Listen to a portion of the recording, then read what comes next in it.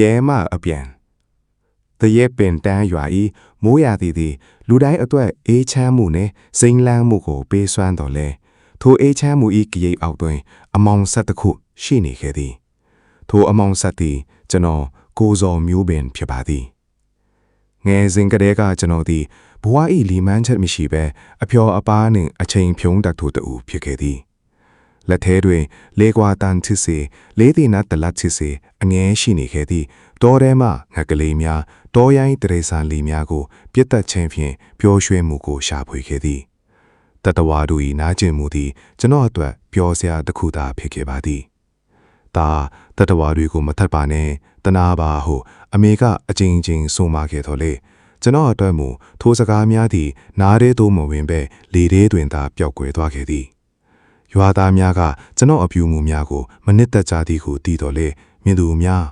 ကျွန်တော်ကိုတိုက်ရိုက်မပြောရဲကြပေအကြောင်းမှာကျွန်တော်အမေသည်ရွာတွင်ငွေတိုးပေးစားသူဖြစ်ပြီးရွာသားအများစုသည်အမေထမ်းတွင်အကျွေးတင်နေကြသောကြောင့်ဖြစ်သည်ထိုအချက်ကကျွန်တော်ကိုပို၍မှန်တက်စေခဲ့ပြီးမိမိကိုရွာဤအာနာရှိသူတဦးဖြစ်ထင်မှတ်ကဘဝကိုမိုက်မဲစွာဖျက်ဆီးခဲ့မိသည်ထို့သောထိုမှန်တက်မှုနှင့်မိုက်မဲမှုတို့၏အဆုံးသက်သည်ကျွန်တော်ထင်မှတ်မထားသောနေ့တစ်နေ့တွင်ရောက်ရှိလာခဲ့သည်ဝါဆိုလာဤမိုးသေးထန်သောနေ့တစ်နေ့တွင်ဟိုဘက်ရွာရှိကြက်တိုက်ခွဲမှပြင်လာစဉ်မူရည်ဤဝေနေသောအစီအထင်ဆိုင်ကဲကိုအရှိန်ပြင်းပြင်းမောင်းနှင်ခဲ့မိသည်မိုးရေကြောင့်လန့်ချောကဆိုင်ကဲသည်ထိမ့်မနိုင်သိမ့်မရလွင့်ထွက်သွားပြီးကျွန်တော်ခေါင်းသည်တစုံတစ်ခုနှင့်ပြင်းထန်စွာရိုက်မိသွားခဲ့သည်အရာအလုံးသည်တခဏအတွင်းမောင်အတီကြွားသွားခဲ့သည်ကျွန်တော်မျက်လုံးပြန်ဖွင့်လိုက်ခြင်းတွင်မြင်တွေ့ရသောမြင်ကွင်းသည်ကြောက်မက်ဖွယ်ရာအိမ်မတစ်ခုကဲ့သို့ပင်ဘေးပတ်လည်တွင်ကြောက်မက်ဖွယ်မီးလျံများတောက်လောင်နေပြီးအပူရှိန်သည်အသားများကိုလောင်မြိုက်စေသည့်အထိပြင်းထန်လာသည်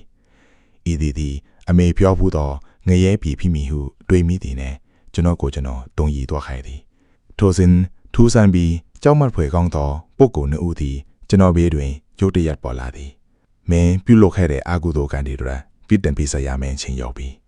ထိုစကားနှင့်အတူကျွန်တော်ကိုတန်ကျူးမြဖြင့်ချီနှောင်ကအတင်းအထန်မှဆွဲခေါ်သွားကြသည်ကျွန်တော်သည်ကြောက်လန့်တကြားအော်ဟင်းနေစဉ်မှာပင်ဘေးနှစ်ဖက်မှလွှမ်းသွားဆက်ဝိုင်းကြီးနှစ်ခုသည်ကျွန်တော်စီသို့ဖြည်းဖြည်းချင်းတိုးကပ်လာသည်ကိုတွေ့လိုက်ရသည်ထွက်ပြေးရန်လက်မရှိအကူအညီတောင်းရန်လူမရှိပဲကျွန်တော်သည်အသေးအတန်ကြွေးကြော်မိသည်အမေတားအိုကဲပါအမေထို့သောအဆုံးစွန်သောကြောက်ရွံ့မှုနှင့်အတူအော်ဟင်းနေစဉ်မှာမင်းမထင်မှတ်ပဲရွှေရောင်အလင်းတန်းတစ်ခုသည်ကောင်းကင်မှကျဆင်းလာခဲ့သည်ထိုနုညံ့သောအလင်းတန်းသည်လောင်မြိုက်နေသောမီလျံများကိုညှိသက်စေခဲ့ပြီးကြောက်မက်ဖွယ်ပုဂ္ဂိုလ်များကိုလည်းနောက်ဆုတ်သွားစေခဲ့သည်ထိုခဏ၌ကျွန်တော်စိတ်ထဲတွင်မှတ်ဉာဏ်တစ်ခုပြန်လည်ပေါ်လာသည်လိုခဲ့သောနှင့်တဲ့ရင်ကအမေခိုင်းသဖြင့်ဖုံးတော်ကြောင်သို့သွားစဉ်လန်ခုလက်တွင်တွေ့သောတော်ရဟန်တစ်ဖက်အားစိတ်ထဲမှတကယ်ဖြစ်ပေါ်လာသောစေတနာဖြင့်စွန့်တစ်ခွက်လူထမ်းခဲ့ဖူးသည်ထိုစဉ်ကအသေးအမွားဟုထင်ခဲ့သောကုသိုလ်လေးသည်ယခုတွင်ကျွန်တော်အထက်သို့ပြန်လဲခဲ့တင်ပေးသည်တခုတည်းသောအလင်းရောင်ထစ်လာခဲ့သည်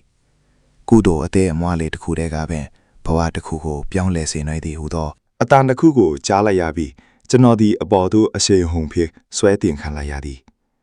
ကျွန်တော်မျက်လုံးပြန်ဖွင့်လိုက်ခြင်းတွင်ရွာစေးခိုင်း၏အချူရောင်မျက်နှာချက်သို့မြင်လိုက်ရသည်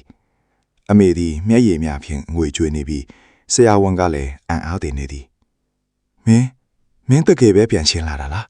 ဟူဆရာဝန်ကမေးသောအခါကျွန်တော်မဖြေနိုင်ပဲရွှိုက်ကြီးတငင်ငွေကြွေးမိတော်သည်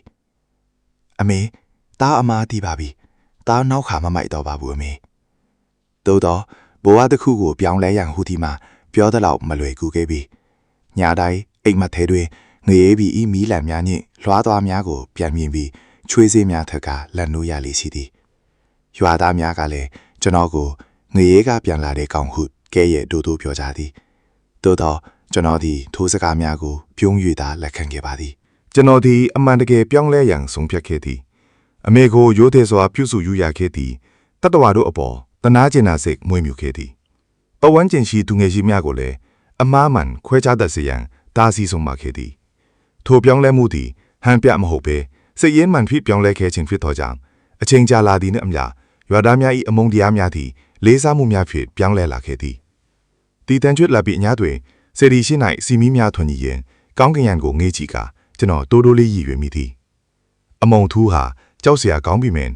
အလင်းစလေးတစ်ခုကဘဝတစ်ခုလုံးကိုပြောင်းလဲပြနိုင်ကပဲယနေ့ကျွန်တော်ရှင်တန်နေချင်းသည်ကန်တရား၏အလုပ်လုပ်ပုံကိုမြင်ခဲ့ရ၍မိမိ၏အမားကိုနားလည်ခဲ့၍နှင့်ဘဝတစ်ကိုပြန်လည်ရွေးချယ်ခဲ့၍ဖြစ်ပါလေ I really enjoy these conversations. Me too. I always learn something new. Let's share this idea on the Telegram channel.